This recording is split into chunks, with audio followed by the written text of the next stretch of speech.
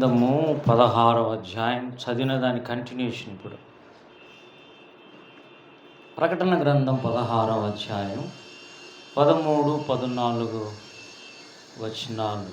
మరియు ఆ ఘట సర్పము నోట నుండి, క్రూర మృగము నోట నుండి, అబద్ధ ప్రవక్త నోట నుండి కప్పల వంటి 3 అపవిత్రాత్మలు బయలువెడలుగా చూచితిని. అవి సూచనలు చేయునట్టి దయ్యముల ఆత్మలే. అవి సర్వాధికారి అయిన దేవుని మహాదినమున జరుగు యుద్ధమునకు లోకమంతటా ఉన్న రాజులను పోగు చేయవలెనని వారి యొద్దకు బయలువెళ్ళి హెబ్రీ భాషలో హర్మెగెద్దో నన్ను చోటునకు వారిని పోగు చేస్తును. ఇదిగో నేను దొంగవలె వచ్చుచున్నాను, తాను దిగంబరుడుగా సంచరించుచున్నందున జనులు తన దిశమలను చూతురేమో అని మెలకుగా ఉండి తన వస్త్రము కాపాడుకునివాడు ధన్యుడు. చిన్న మాట ప్రార్థన చేద్దాం. కృపగల తండ్రి యేసయ్య, ఈ మాటలు చదువుటకు వివరించుకున్నటకు మాకు ఏమాత్రము జ్ఞానం లేదు నాయన. జ్ఞానము, ప్రత్యక్షత గల మనస్సు మీరు మాకు ఇవ్వండి. మాతో మాట్లాడండి, మా హృదయాలను దర్శించండి, జీవితాలను తాకండి, కుటుంబాలను సిద్ధపరచండి, రాకడ కొరకు ఎదురు చూచే నిరీక్షణ మాకు దయచేయండి.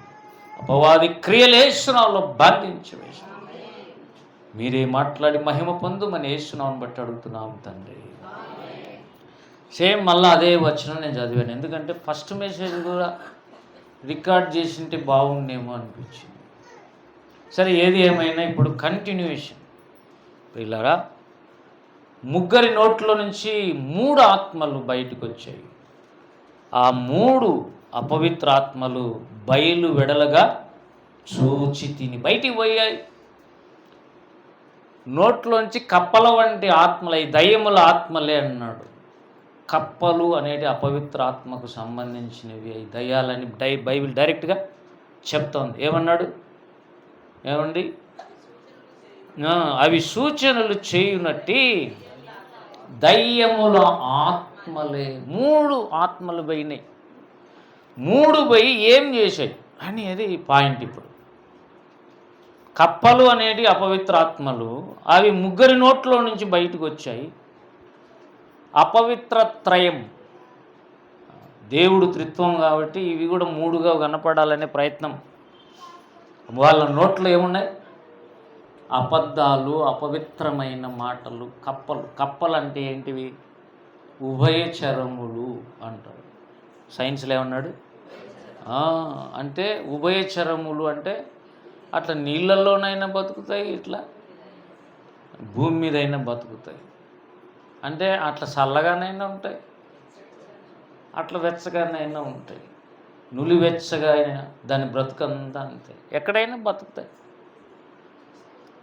అవి అటు దేవుని విషయంలో అటు చల్లగా ఉండేదంట నీళ్ళలో ఉండటం చాలా కష్టం. వేడి నీళ్ళు పడితే కూడా చాలా డేంజర్. నులివెచ్చని నీళ్ళు అయితే ఎన్ని పోసుకోమని అన్ని పోసుకోవచ్చు.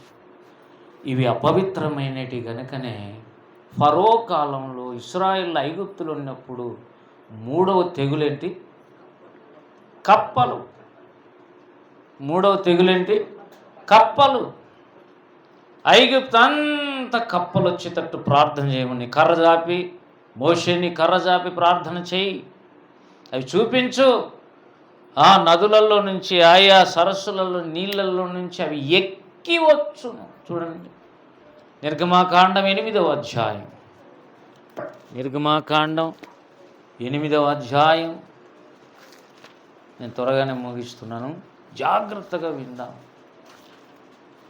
ఉపవాసముండి సైతం దేవుని సన్నిధిలో జాగ్రత్త పడాల్సినటువంటి దినాలు. 8వ అధ్యాయము ప్రియులారా,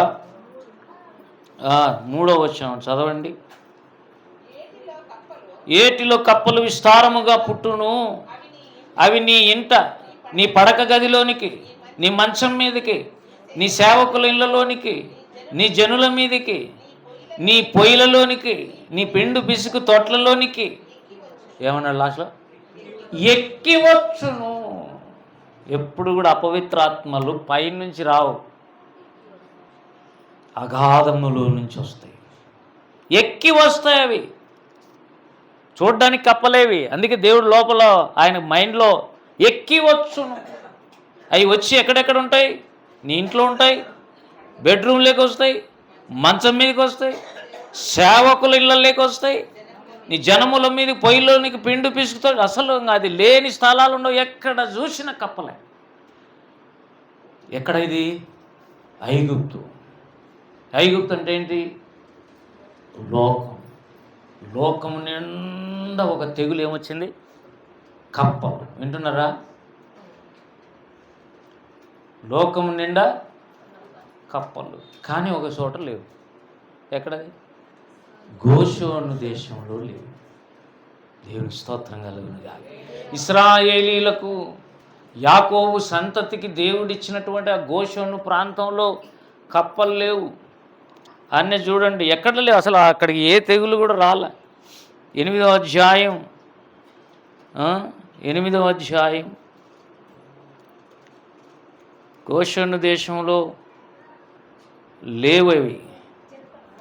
22 మరియు భూలోకములో నేనే యెహోవాను అని నీవు తెలుసుకొనున్నట్లు ఆ దినమున నేను నా ప్రజలు నివసించుచున్న గోషోను దేశమును వినాయించెదను. అక్కడ ఈగల గుంపు, ఈగలు కాదు కప్పలు కూడా ఉండవు, ఏవి రావాటికి. ఈగల గురించి రాశారులేండి అక్కడ. కప్పలు కూడా రావు, ఈగలు రావు. అంటే కప్పలు అంతా అన్ని చోట్ల ఉన్నాయి, కానీ ఎక్కడ లేవు?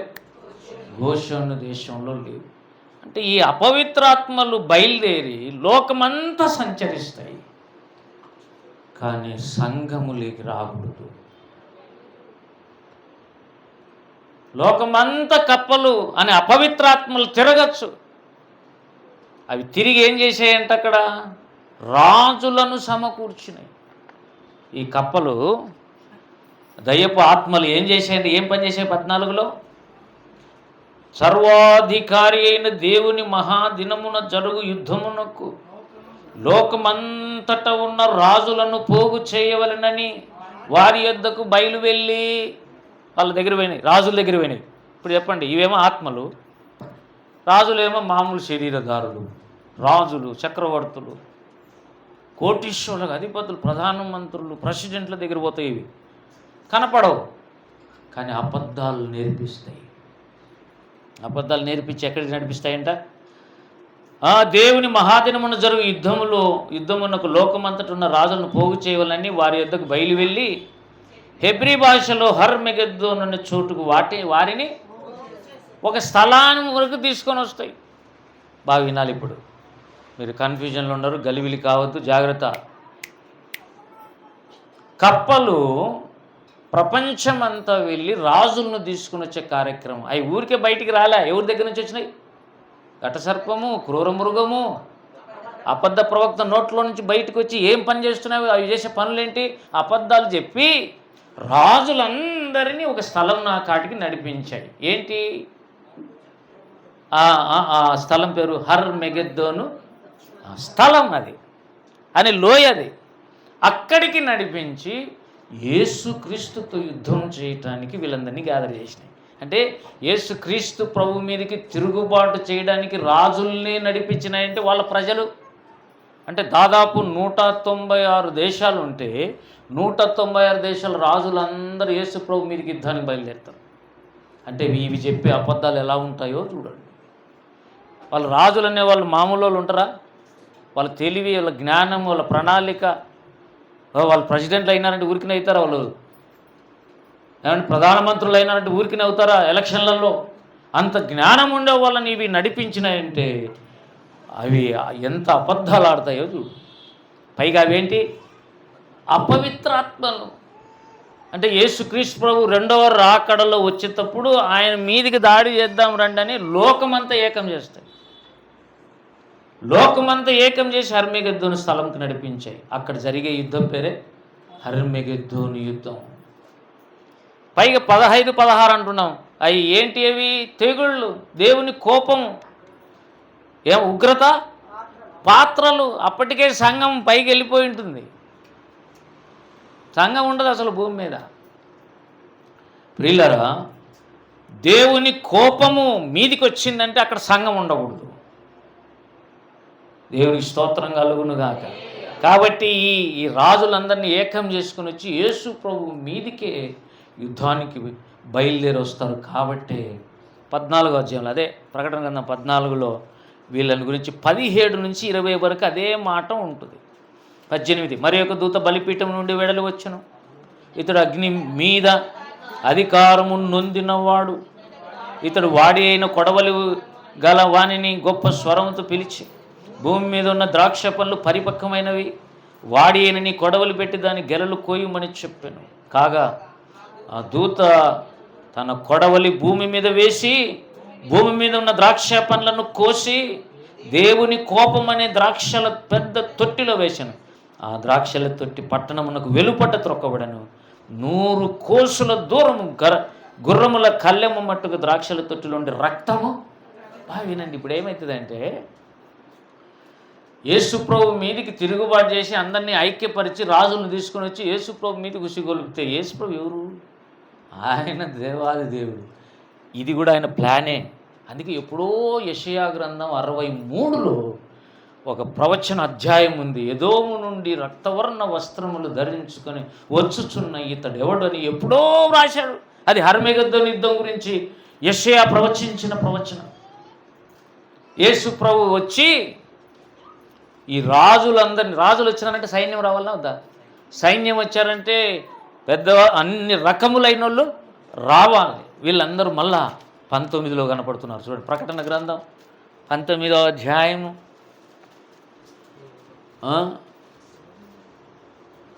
15వ వచనం. జనములను కొట్టుటకై ఆయన నోట నుండి వాడిగల ఖడ్గము బయలు వెలుచున్నది.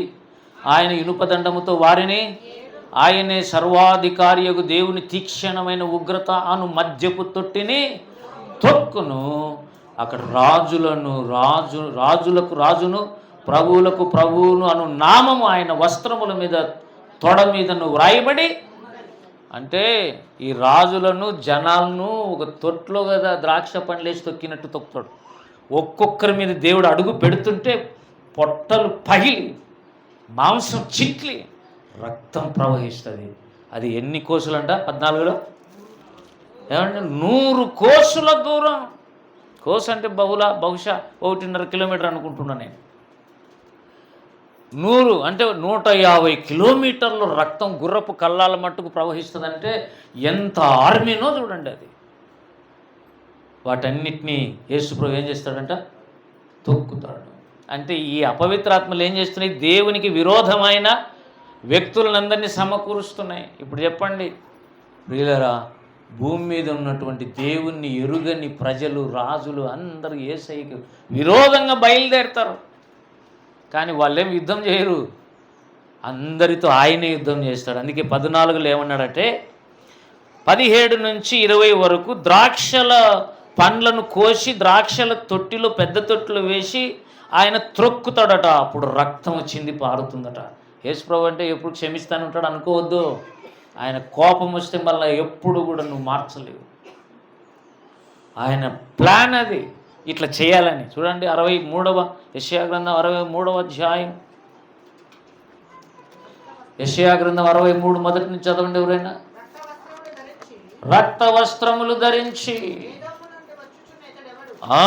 ఎదోము నుండి వచ్చుచున్న ఇతడు ఎవడంటే యేసుప్రభు ఎప్పుడైతే వాళ్ళని తొక్కాడో ద్రాక్ష పళ్ళను తొక్కినట్టు వాళ్ళ రక్తం అంతా ఈయన వస్త్రాలకి అయింది. అప్పుడు ఆ వస్త్రాలు ఎలా కనబడుతున్నాయి? రక్తవర్ణ వస్త్రములు. అలాగే కింద శోభిత వస్త్రములు ధరించిన వాడై గంభీరముగా నడుచుచు బస్రా నుండి బలాతిశయముతో వచ్చుచున్న ఇతడెవడు? నీతిని బట్టి మాట్లాడుచున్న నేనే అన్నాడు. ఎవరు ఆయన? నీతికి రాజు ఎవరు? ఆయన దీనపరుడు. గాడిద పిల్లని ఎక్కి యెరూషలేములోకి వచ్చిన నీతిపరుడు ఎవరు? యేసు. హల్లెలూయా. కాబట్టి ఇంకా కిందకేమంటున్నాడు?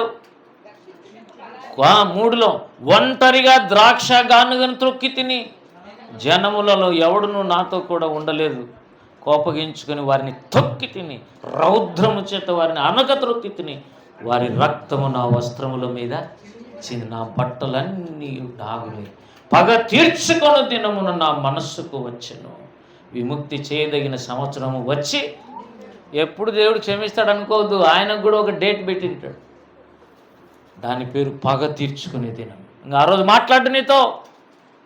అందుకే ముందే ఏం చేయాలి? నువ్వు వరపడాలి, క్షమించమని అడగాలి. యోనా కాలంలో నినివే పట్టణస్థులు ఏడ్చినట్టు, ప్రభువా తెలియక బుద్ధి లేకుండా మేము చెడిపోయాం, మా దుష్టత్వం వదిలిపెడుతున్నాం, మేము అన్నం కూడా మానేసి, మా జంతువులు కూడా అన్నం మానేసి సరి చేసుకుంటాం, నాయన మమ్మల్ని సంపద్దు అని అందరూ 120,000 మంది మారు మనసు పొందారు. యోనా కాలంలో 120,000 మంది మారు మనసు పొందారు. కాబట్టి ఈ దినం దేవుడు అంటున్నాడు, కప్పలు ఇవి ఎంత పని చేస్తాయి చూడు. అపవిత్రమైన మాటలు చెప్పి, అబద్ధాలు చెప్పి, అందరినీ ఐక్యపరిచి యేసు మీదకి ఉసిగొలుపుతున్నాయి. ఆ మందిలో నువ్వు ఉన్నావు అనుకో, విడవబడితే, ఒకవేళ ఈ ఉగ్రత కాలంలో నువ్వు భూమి మీద ఉంటే ఏమండి బాగినండి, ద్రాక్షల తొట్లు పడతావు. నిన్ను కూడా తొక్కటమే, కనికరమే ఉండదు అప్పుడు. దాని పేరేం పేరు అన్నాడు 4లో? పగ తీర్చుకొను దినము, విముక్తి చేయదగిన సంవత్సరం వచ్చి ఉండెను. ఇంకా నేను చూచి ఆశ్చర్యపడి తిని, సహాయము చేయువాడు ఒకడును లేకపోయాను, ఆదరించువాడు ఎవడు లేకపోయాను. కావున నా బాహువు నాకు సహాయము, నా ఉగ్రత నాకు ఆధారమాయను. దేవుని కోపమే దేవునికి ఆధారమైన తొక్కి పడేస్తాడు. అంటే అర్థమేంటి? ఎవరిని? భక్తిహీనులను. అందుకే భక్తి పరులు ఎక్కడ ఉంటారు? భూమి మీద ఉండరు. అప్పుడు పరలోకానికి వెళ్ళిపోయి ఉంటారు వాళ్ళు. మిగిలిన భక్తిహీనులను దేవుడు ద్రాక్ష పళ్ళను దొక్కినట్టు దొక్కుతాడు. అందుకే అంటాడు బైబిల్లో, ఉగ్రత దినమున మీ ఆస్తి అక్కరకు. ఉగ్రత దినాలు బయటకు వస్తుంటే మనమేం చేసి జనాలకంతా ఏ కోరికలు పుడుతున్నాయి? సంపాదన, సంపాదన, సంపాదన. మైండ్ బ్లాక్ చేసి పెట్టాడు. బైబిల్ 24 గంటలు చదవాల్సిన దినములో 24 గంటలు వేరే పనులు చేస్తున్నావు. ప్రార్థన చేయాల్సిన టైంలో వేరే వ్యాపకాలలో బతుకుతున్నావు. అట్లా బ్రతకద్దా? బతకాలి. మన ఇంటికి కావాల్సిన అన్ని అవసరతలు తీర్చుకోవాలి అంతే. ఇక ఇదే పని కాదు. అలాగే గన ఉంటే దేవుడు వచ్చినప్పుడు మన పరిస్థితి ఘోరమైపోతుంది. పిల్లల ఉగ్రత దినమున ఆస్తి ఎంత సమకూర్చుకున్నా కూడా కుదరదు. నీకు యేసయ్యతో సమాధానం ఉండాలి. అంతకంటే ఆ 15-16 అధ్యాయాల్లోకి రాకముందే, ఆ బూరలు ఊదబడినప్పుడే స్టార్టింగ్లో 8-9 అధ్యాయాలు, ప్రకటన గ్రంథం 8-9 అధ్యాయాలు ఏంటివండి? బూరలు బూరలు బూరలు. చూడండి, 8-9 అధ్యాయాలు. 8-2 అంతటా దేవుని ఎదుటను నిలిచి 7 దూతలను సూచించిన వారికి 7 బూరలు. ఏ బూర ఊదినప్పుడు మా సంఘం ఎత్తపడుతుంది? 7వ బూర. కాబట్టి బూరలు 8-9లోనే అయిపోయినాయి. 10వ అధ్యాయంలో ప్రియులారా, 10వ అధ్యాయంలో బాగా చూడండి. 17 7వ దూత పలుకు దినములలో అతడు బూర ఊదబోచుండగా దేవుడు తన దాసులకు ప్రవక్తలకు తెలిపిన స్వార్థ ప్రకారం దేవుని మర్మం 7వ అధ్యాయం 7వ వచనంలో సంఘం ఎత్తబడుతుంది. పలాని రోజని చెప్పలే ఇక్కడ. అంతకంటే ముందు ఎవరు పలుకుతుంటారు? 7వ దూత బూర ఊదక ముందు 7వ దూత పలుకు దినాలు అంటే బోధిస్తుంటాడు. అంటే బాగా గమనించండి, వింటే వినండి, భద్రపరుచుకుంటే మంచిది, లేదా పోగొట్టుకుంటే మీ ఇష్టం, తెలియదు. 7వ దూత బూర ఊదినప్పుడు సంఘం ఎత్తబడుతుంది టక్కన. కానీ అంతకంటే ముందు 7వ దూత పలుకుతూ ఉంటాడు. అంటే అర్థం, పరలోకంలో ఒక దేవదూత బూర ఊదటానికి, భూమి మీద ఒక దూత మనుష్యుడు పలకటానికి దేవుడు ఏర్పాటు చేసి ఉంటాడు. ఆ 7వ దూతనే చివరి దూత. దేవుని స్తోత్రం. అతడు సందేశాలు భూమి మీద ఇస్తూనే ఉంటాడు. ఇట్లా బతకండి, ఇట్లా ఉండండి, ఇట్లా నేర్చుకోండి, ఇట్లా లేకపోతే నిత్యాగ్నిగుండం వెళుతారని పలుకుతున్న దుర్నములు అయిపోతానే 7వ దూత బూర ఊదటం, సంఘం దేవుని సువార్త ప్రకారమైన మర్మం సమాప్తం కావడం. అదే ఆ మర్మమే ఎఫెసీ పత్రిక 3వ అధ్యాయంలో సంఘ మర్మం అని రాశాడు. చూడండి, ఎఫెసీ పత్రిక 3వ అధ్యాయము 5వ వచనం. ఈ మర్మం ఇప్పుడు ఆత్మ మూలముగా దేవుని పరిశుద్ధులకు అపోస్తులకును ప్రవక్తలకును బయలుపరచబడినట్టుగా పూర్వకాలం ముందు మనుషుల చేత బయలుపరచబడలేదు. ఈ మర్మం ఏదనగా 6 అన్యజనులు సువార్త వలన యేసుక్రీస్తునందు యూదులతో పాటు సమాన వారసులని ఒక్క శరీరం అందరి సాటి అవయవములను వాగ్దానములో పాలివారైన ఉన్నారు అనున్నది అదే ఆ మర్మం, సంఘం. హల్లెలూయా. అంటే అర్థం ఏంటి? ఇశ్రాయేలీలు అన్యులు యేసు ప్రభువుని నమ్ముకున్న వాళ్ళు ఇద్దరు దేవుని దృష్టికి ఒక్కరే, సమానం, ఈక్వల్. నువ్వు ఆ కులం, నాది ఈ కులం కుదరదు, నీది ఆ మతం ఈ మతం కుదరదు. యేసుని నమ్మిన ప్రతి వారు కూడా వాళ్ళు ఏ జాతి అయినా, ఏ దేశమైనా, ఏ భాష మాట్లాడినా, వాళ్ళు ఒకవేళ ఇశ్రాయేలీలే యేసు ప్రభువుని నమ్ముకున్నా, అన్యులే యేసు ప్రభువుని నమ్ముకున్నా, వాళ్ళందరూ కూడా సంఘములో ఉంటారు. ఆ సంఘము 7వ దూత కాలంలో 7వ దూత పలుకుతుండగా మర్మము ఎత్తబడుతుంది. దేవుని స్తోత్రం కలుగునుగా. మళ్ళీ లబోదివని మొత్తుకునే పరలోక రాజ్యానికి వచ్చేది ఉండదు. అమ్మో నేను 40 ఏళ్ళు చర్చికి వచ్చి కుదరదు. ఎన్ని సంవత్సరాలు పోయినావు దేవుని దగ్గర, దేవునితో ప్రార్థన చేసినావు కానే కాదు. అసలు కొంతమంది ప్రార్థన చేస్తే బాగినండి, మొన్న ఓపిరని చెప్తున్నాడు, వాళ్ళ ప్రార్థన పాపముగా మారుతుందంట. కొంతమంది మోకాళ్ళ మీద ఎంత ప్రార్థన చేస్తారో వాళ్ళని దేవుడు పాపముగా మారుస్తుంది. అదేంటి? Prayer turn into sin. కొంతమంది ప్రార్థన చేస్తే దేవునికి అసహ్యం, పాపముగా కన్సిడర్ చేస్తాడు. ఎవరు వాళ్ళంటే 109వ కీర్తన 41వ కీర్తనలో వాళ్ళని గురించి బాగా రాశాడు. ఎవరు వాళ్ళంటే యేసయ్య దగ్గర ఉండి ఉండి ఉండి ఆయన రిజెక్ట్ చేసి వదిలేసి ఇస్కరియోతు యూదులాగా ఆయన పట్టించి ఆయన మీదికి తిరుగుబాటు చేసి ఆయన్ని వదిలేసి యేసయ్య దగ్గర నుంచి మేళ్ళు పొందుకొని ఆయన్ను అపహాస్యం చేసి, మనం విన్నారు కదా మీరు శిలగుడికి ఏంటిది? మీకాలంటే ఎవరు? దైవజనులను అపహసించిన స్త్రీ. జీవిత కాలం అంతా కొట్రాలి. ఆమె ఎంత చేసినా కుదరలేక నువ్వు మళ్ళీ నేను ప్రార్థన చేస్తుంటే నీ పాపం కూడా టర్న్ ఇంటూ సిన్, పాపముగా మారిపో. నువ్వు మోకరించి ప్రార్థన చేసినా కూడా దేవుడు దాన్ని కన్సిడర్ చేయడు. ఏం చేస్తావురా నీ ప్రార్థన? నోరు మూసుకో. వాని పాపం ప్రార్థన పాపమగునుగాక 109వ కీర్తన 7వ వచనమా చదవండి. వాడు విమర్శలోనికి తేబడినప్పుడు దోషని తీర్పు నొందునుగాక. వాని ప్రేయర్ ప్రార్థన ఏమగునుగాక.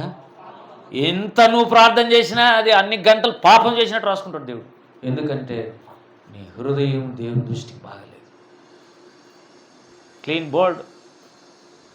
ప్రభా నేను కన్నీళ్ళు గారుచున్నాను కుదరదు. ఇస్కరియోతు ఇంక ఎంత ఏడ్చినా వాడు ఆ నాణ్యాలన్నీ నాకు వద్దు తీసేసుకోండి యేసుప్రభువుని వదిలిపెట్టి కుదరదు. వాడు సూసైడ్ చేసుకునేంత వరకు దురాత్మలు అన్నీ అపవిత్రాత్మలు వెంబడించాయి. వాడు చనిపోయాడు, సూసైడ్ చేసి. ఆ 30 వెండి నాణ్యాలు ఏం చేయాలి ఇప్పుడు? నువ్వు సంపాదించుకునేది ఏం చేయాలి? నువ్వు ఇప్పుడు వాని డబ్బు మనకొద్దు, ఆ రక్తపు స్థలం అని కొందాం, అక్కల్దామా అన్నాడు. ఒక స్థలాన్ని కొని అక్కడ పెట్టేశారు. అపోస్తుల కార్యం 1వ అధ్యాయంలో. అపోస్తుల కార్యం ఏమండి 1వ అధ్యాయం 19వ వచనం. ఈ సంగతి యెరూషలేములో కాపురమున్న వారందరికీ తెలియవచ్చును గనుక వారి భాషలో ఆ పొలము అకెల్దెమా అనబడి ఉన్నది. దానికి రక్త భూమి అని అర్థం. ఇందుకు ప్రమాణముగా సేమ్ 109వ కీర్తన 20 ఇక్కడ విరవచ్చును. అతని ఇల్లు పాడైపోవునుగాక, దానిలో ఎవడు కాపురం ఉండకపోవునుగాక, అతని ఉద్యోగం వేరొకడు తీసుకునుగాక అని కీర్తనల గ్రంథంలో ఎక్కడ 109. వాని ఉద్యోగం దేవుడు ఎవరికి ఇచ్చాడు? ఇస్కరియోతు యూదా చచ్చిపోయాడు, మత్తి ఎక్కించాడు. కొన్నిసార్లు నువ్వు దేవుని విరోధంగా అట్లే బతికితే వీడు వద్దని దేవుడు ఒక్కసారి డిసైడ్ అయినాడంటే సౌలును తీసినట్టు పక్కకు తీసి దావీదుకి ఇస్తాడు. ఏం చేయలేవు. మళ్ళీ ఏడ్చేది ఉన్నది. ఏడ్చినా ఎట్లుంటుంది? ఏషావు ఏడ్చినట్టుంటుంది. కన్నీళ్ళతో వాడు మొరపెట్టినా కూడా దేవుడు వద్దుపోరా నువ్వు వేసిపో. వాడు ఏమన్నాడు? వాని గురించి మలాకి గ్రంథంలో దేవుడు రాయించాడు, వాడు నిత్యమైనటువంటి ఉగ్రతకు తీర్పుకు వాడు చూడు ఆ మంచి పదం పాడాడు. మలాకి గ్రంథం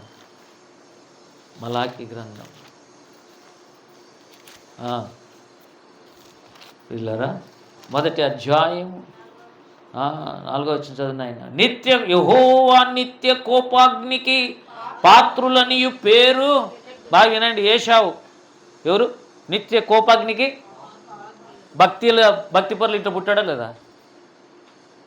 వాళ్ళ అమ్మ నాయన ఎవరు? ఏశావు అమ్మ నాయన ఎవరు? ఇస్సాకు, రిబ్కా. ఎటువంటి ఇంట్లో పుట్టాడో చూడు, ఎలా పెరిగాడో చూడు. అబ్రహాం ఎత్తుకున్న మనవడు, కానీ దేవుని చేత విడవబడిన వాడు కనుకనే దేవుని ఉగ్రత, నిత్య ఉగ్రతకు పాత్రుడు. ఉగ్రత పాత్రలు ఎవరి మీదకి వస్తాయి? భక్తిహీనుల మీదకి వస్తాయి. దేవునితో చెబుతాం, నాయన ఏమున్న భూమి మీద ఏం లేకపోయినా పర్వాలే, ఆ నిత్యాగ్నిగుండంలో నన్ను పడేయద్దు, నా చేయి పట్టుకొని నిత్యం నన్ను నడిపించు. ఆ అగ్నిగుండంలో వేయడం ఉండడమే కాదు, నన్ను జయించు అనిగా తయారు చేసి సింహాసనం మీద కూర్చుంది. ఓడిపోయే జీవితం నాలోంచి పెళ్ళగించు. హల్లెలూయా. ఎక్కడెక్కడ మాటలు కదా, కప్పలంటే నోట్లోంచి వచ్చిన మాటలు ఏమో అపవిత్రమైన మాటలు, అపవిత్ర ఆత్మలు ఇవి. ఈ ఏం చేస్తున్నాయంటే మెల్లగా సంఘాలలోకి వస్తుంది. ఈ కప్పలు మెల్లిగా లోకంలోంచి ఆడికి వస్తున్నాయి, రాకూడదు ఘోషణలోకి, కానీ మెల్లిగా వచ్చేది. నేను కూడా నమ్మాను, నేను కూడా బాప్తిసం తీసుకున్నానని లోపలికి వచ్చేది. మెల్లిగా వాళ్ళ గురించి వీళ్ళ గురించి వాళ్ళకి వాడు ఇట్లా అసలు సేవకుడే ఇట్లా సేవకురాలు ఇట్లని 24 గంటలు వాళ్ళ మీద పడి భక్తిహీనుల అపవిత్రపరుస్తూ సంఘాన్ని కీడు చేస్తూ పేదవులు పుట్టిస్తూ, ఇంకా అపవిత్రమైన ఊరికి కాదు, వ్యభిచారపు ఆత్మ పెట్టుకొని కూర్చుంటారు సంఘంలో. వినండి, సంఘంలో ఏమో పెట్టుకుని కళ్ళల్లో చూసినప్పుడల్లా పవిత్రత, ఆ చూపులే అసలు చీకటిగా వేశ్య చూపుల పురుషులు స్త్రీలు అపవిత్రాత్మలతో వ్యభిచారపు ఆత్మతో నింపబడి మెల్లగా సంఘాలను కూడా నింపుతున్నారు. ఎందుకంటే సంఘంలో కూడా ఎవరున్నారు? ఇప్పుడు గురుగులు ఉన్నాయి. ఏమున్నాయి? గోధుమలే కాదు, గురుగులు కూడా ఉన్నాయి. నువ్వు గోధుమవా గురుగువా దేవుడు చెప్పేంతవ గేడ్చో, లేకపోతే ఏ పొద్దు ఒక రోజు భక్తిహీనుల గుంపులో కనపడితే పోయి ఆయన ద్రాక్ష పండ్లు తొక్కి పడేస్తాడు అంతే. ఆశీర్వాదాలన్నీ పోయి మంట కలుస్తాయి, నువ్వు పోయి అగ్నిగుండంలో పడతావు. ప్రేమ కలిగిన యేసుక్రీస్తు ప్రభు ప్రేమ మనకు అనిపిస్తుంది, ఇంత ప్రేమించిన దేవుణ్ణి, వెలుగైన దేవుణ్ణి, కృప చూపే దేవుణ్ణి ఎందుకు విరోధంగా బతకాలి? ప్రభువా, నీ జ్ఞానమును ప్రత్యక్షత గల మనస్సు నాకు దయచేయి అని అడగాలి. ప్రియులారా, కొంతమంది పెళ్ళిళ్ళు కాలేదు, కాకపోతే సంఘాలు ఎతకాలంట. ఎక్కడ ఎతకాలంట? ఆడపిల్లలు దొరకాలంటే, మగ పిల్లలు దొరకాలంటే సంఘం. ఈ పెళ్లి చూపులై లేకపోతే ఏం చూపులై? సంఘాలలో దేవుడి చిత్తం ఉంటే తప్ప అసలు ఆ మైండ్ నీకు రాకూడదు. అసలు అవి వచ్చినాయంటే అయిపోయి నువ్వు ఒక కప్పవని అర్థం. ఎగిరిపోయి మళ్ళీ బయటపడతావు, బయట ఉంటావు, లోపల ఉంటావు, లోపల ఉంటావు, బయట ఉంటావు. ఉభయచరం కదా ఇది. కాబట్టి బయట ఉన్నప్పుడు బయట వేషం, లోపలికి వచ్చినప్పుడు లోపల వేషం. దేవుడు అన్నీ గమనిస్తూ ఉంటాడు. ఆయనకేం కావాలి? నీ హృదయంని కడిగి పరిశుద్ధపరిచి ఆయనతో పాటు సహవాసం. ఎంతోమంది మారిపోయినారు యేసు కనుక ఈ దినం జ్ఞాపకం చేసుకుని, రేపు ఇంకా రాలే వీళ్ళు ముగ్గురి నోట్లోంచి కప్పలు పోయి మొత్తం ప్రపంచంలో ఉన్నటువంటి భూమి మీద ఉన్న రాజులందరినీ ఐక్యపరిచి ఒకసారికి వచ్చి యుద్ధం జరగబోతుంది. ఇది కళ్ళారు మనం చూస్తాం. అది ప్రకటన గ్రంథం 16వ అధ్యాయం 13వ అధ్యాయంలో ఉన్నటువంటి విషయం కూడా. కాబట్టి దేవునితో చెప్తాం, ప్రభా భయభక్తులతో నేను నీ ఎదుట ఉండడానికి నాకు నేర్పించు. నీ ఎదుట ఉన్నప్పుడు, నీ ఎదుట లేనప్పుడు కూడా నేను జాగ్రత్తగా బ్రతుకుటకు నాకు నేర్పించు అని దేవుని అడుగుదాం. యథార్థంగా ఉండటం ఇష్టమైతే నువ్వు పరలోక రాజ్యానికి ఎక్కుతావు. యేసు ప్రభు మన కోసం దిగి వచ్చాడు కనుక హల్లెలూయా. ఇంటి కృప కావాలన్నా రండి, ప్రార్థన చేద్దాం. చిన్న మాట ప్రార్థన చేద్దాం.